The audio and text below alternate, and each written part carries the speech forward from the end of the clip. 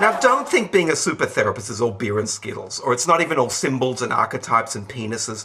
Let me tell you about this one time. I was in my clinic, and as usual, I was reading this humorous book by Freud. And as we know, Freud was a compulsive jokester and a free associator. And once, when he was having 7 teeth removed, and he was under the influence of laughing gas, he asked his dentist, "What's pink and has 7 little dents?"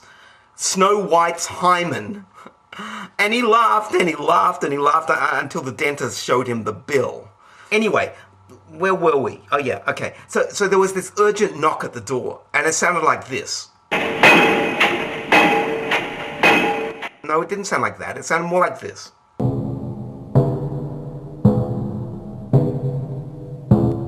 Okay, yeah. And who knows how it really sounded, because, look, not only does the subconscious play tricks, but so does Trixie D'Amour at the Pink Pussycat. And before I could open the door, it burst open, and in rushed this bug. Yeah, like this.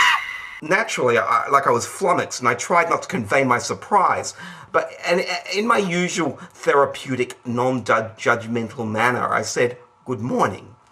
The bug, it was really excitable. It yelled out, "I need your help." I told him, he didn't have an appointment. But the bug, he continued regardless, in a breathless and in a histrionic manner. He said, my life's in danger, my family's trying to kill me. Immediately, I knew he was talking about a toxic, dysfunctional family situation, and emergency therapeutic intervention might be required. The bug, he begged me to help. Since I'm bound by the Hippocratic Oath, and I'm also bound by various city pest control ordinances, I was compelled to answer his clarion call for help. I asked him how it all began, and as soon as he mentioned waking up from uneasy dreams, well, my greatest fears, they were realized. It was like the worst case scenario, the Shmetamorphosis syndrome.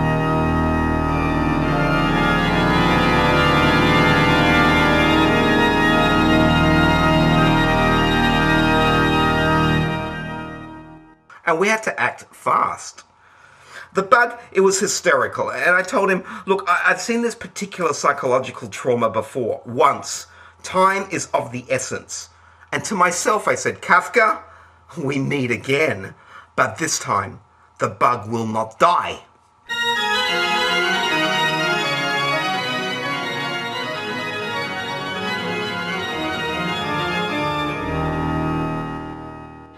As soon as I said the word die, the bug, it collapsed into a sobbing mess.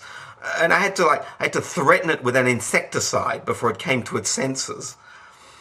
I told the bug he'd come to the right place, that I, Berthold Krasenstein, super therapist, I wouldn't let him die. And the bug, he was so grateful he wanted to hug me with 4 of his 6 legs. But besides the rising nausea inside me whenever I looked at him, I explained to him that it was strictly against the rules of therapy to have physical contact with a bug. And the rules, they're really clear.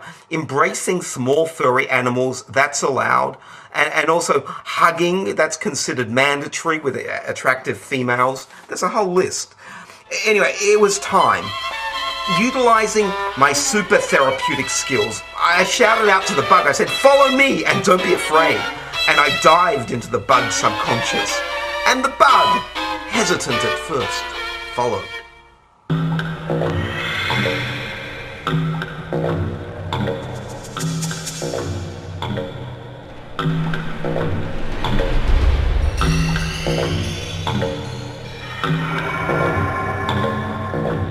You could tell it was Middle Europe by the overpowering smell of strudel and schnitzel and suppressed sexuality, and they all assaulted my senses.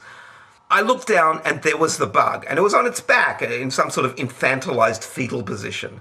I asked the bug why it had regressed when previously in my clinic it had seemed more adult and more suave.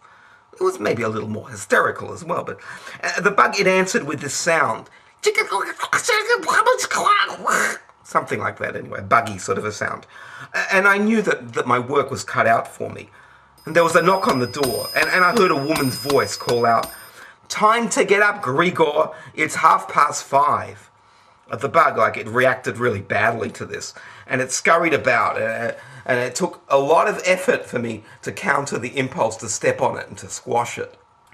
I called out to the woman. I said, "Grigor Samsa won't be going to work today." And on hearing my voice, the woman, she barged in and she demanded to know my identity and what I'd done with her beloved son Grigor. And I told her I was Berthold Krasenstein, super therapist, and that her son Grigor was now this bug. At which point she screamed, and then I screamed, because I always find screaming good for relieving the anxiety of telling someone their son is now a bug. Mrs. Samsa, however, she was in classic denial. She was unable to accept her son's bug reality. "Grigor is no bug," she said to me, "though perhaps he has some bug and needs to go back to bed." Ingenious, isn't it, how the subconscious plays games with words, isn't it? Though sometimes the subconscious plays strip poker with the ego, even though it's really bad at bluffing. Before long, Mr. Samsa heard all this commotion and he appeared. "What's happening? You've interrupted me eating my herring," that's what he said. And I explained to Mr. and Mrs. Samsa that their son was in a dire situation. He'd turned into a bug. Mr. Samsa, who smelled strongly of onions and pickles, he was clearly shocked and he said, "Big deal." I indicated to them that their son was more than a little depressed and that this buggy state was a manifestation of that. To which Mr. Samsa replied, "I'll give him something to be depressed about." And he began chasing the bug around the room, trying to squat him with his shoe. Mrs. Samsa, she then proceeded to faint. Meanwhile, their daughter Greta, she rushed in, alarmed and yelling, "We've run out of hair conditioner."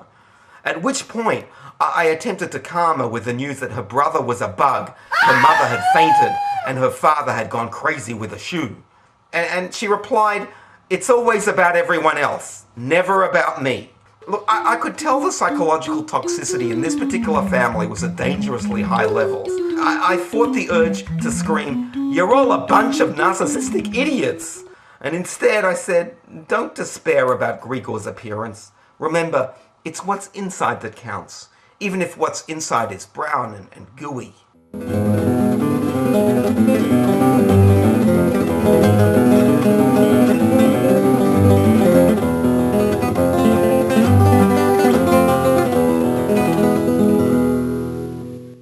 Placate Mr. Samsa, who ceased running after Grigor, shoe in hand, and instead he began hitting me with the shoe. And Mrs. Samsa, she also revived. "Where are my manners?" she said. She said, "I haven't offered our guest a bowl of borscht or a cup of vodka." And even Greta seemed calmer. She said, "Are you married? Because if you're not, I'm seeking a suitor."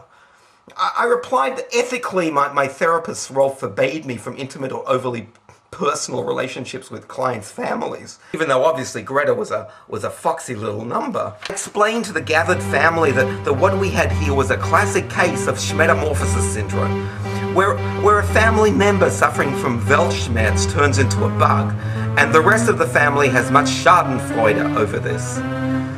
"It's nearly always fatal for the bug," I said to them, "but totally harmless to the rest of the family." At that point, the family breathed a collective sigh of relief, and they began making excuses like, "My herring's waiting for me," and "I'll wash my hair tomorrow," and "Ha ha ha ha, it's actually very funny."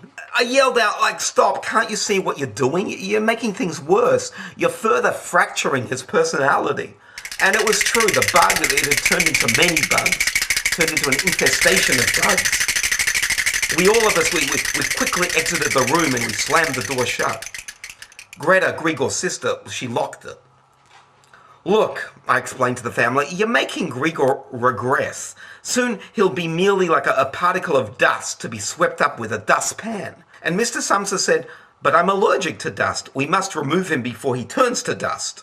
And his mother said, "Yes, let's crush him like the bug he is." And his sister joined in. There'll be no more sibling rivalry once he's splattered over the floor. Enough, I thought to myself. I said, this family has caused enough psychic damage. Not to mention they're driving me nuts. It was time for the big guns, like my great therapeutic subliminal weapon.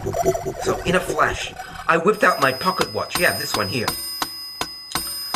And before they could escape, I did a blitzkrieg hypnosis. Watch the watch, watch the watch, watch the watch. I intoned it like that. Watch the watch, watch the watch. After a short while, they said together, it's 10:30. So, and I thought to myself, good, it's working. Now, relax and think nice thoughts, I said to them. Close your eyes, think tropical islands, swaying palms, giant Sachertorte cakes with extra cream and cherries. Think that, yeah.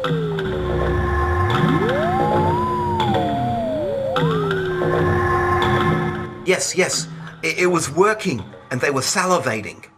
And then I said, now, on the count of 3, you will all be bugs. 1, 2, 3. And it happened. Mr. and Mrs. Samsa and Greta, they turned into bugs.